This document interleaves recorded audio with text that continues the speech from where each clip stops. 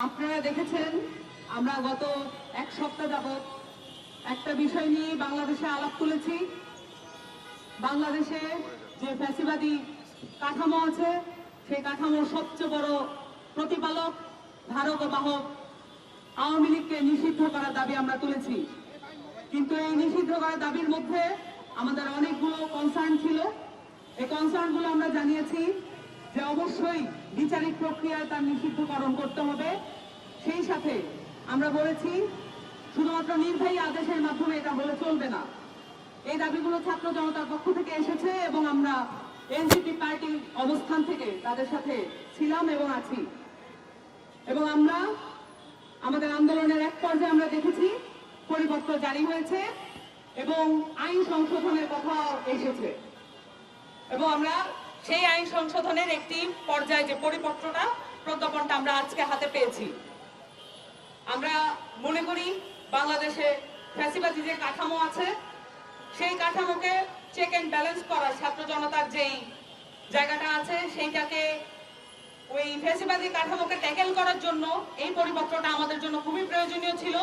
কারণ আমরা দেখেছি আমাদের পার্টির বিভিন্ন নেতাকর্মীদের উপরে, তাদের বাড়িঘরে এবং তাদের বাবা মার উপরে পর্যন্ত হামলা হয়েছে।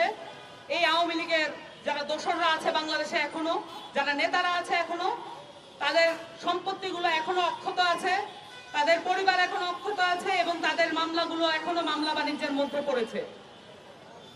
আমরা সেই জায়গা থেকে আমাদের নেতাকর্মীদের উপরেও হামলা হতে দেখেছি এবং এই হামলার প্রতিবাদও আমরা বিভিন্ন সময় করেছি।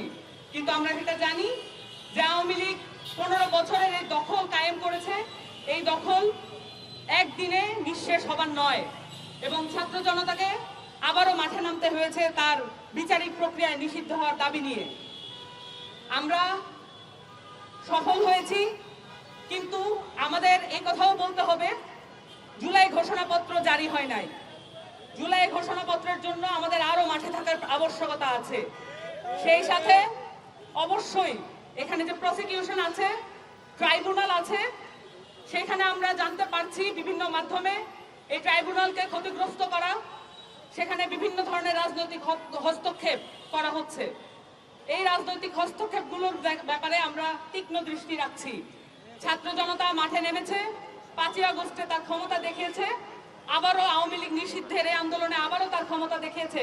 যদি কোনোভাবে আওয়ামী লীগকে বিচারিক প্রক্রিয়ার মধ্যে সেফ করার কোনো চেষ্টা করা হয়, নিরাপদ রাখার কোনো চেষ্টা করা হয়, বাংলাদেশের ছাত্র জনতা আবার মাঠে নামবে।